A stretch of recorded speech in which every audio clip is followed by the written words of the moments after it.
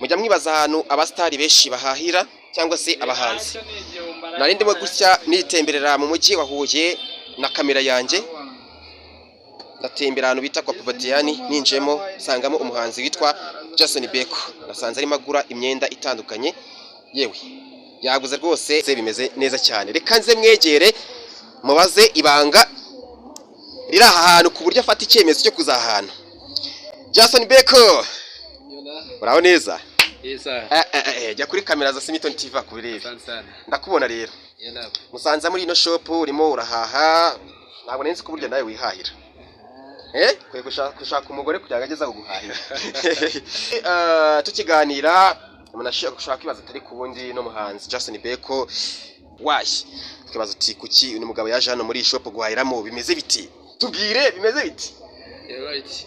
Ahangaha niyo shop bahahiramo, urabona unaje gushaka akechi ibirori, urabona izi drip zose uri kureba. Drip kabisa ziriho neza. Even this bag. Hey, you are smart. Everywhere. Ikintu cyose ndi kuraga kwa Povatiyani. Niyo shop yanyaye hano muri Huye. Right? Welcome another master.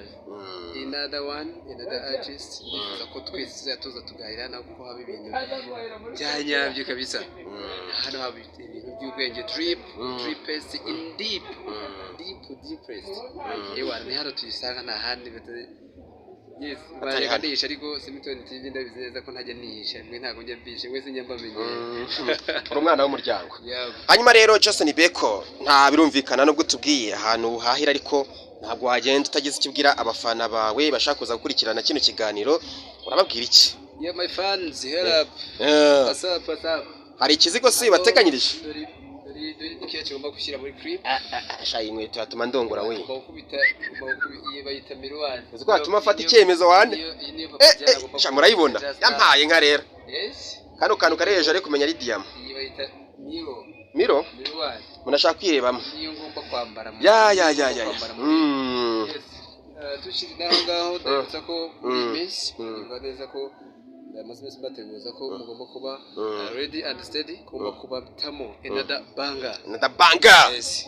Audio yararangiye, video bari iyi nizabikora. Is the video coming? All right. Yeah.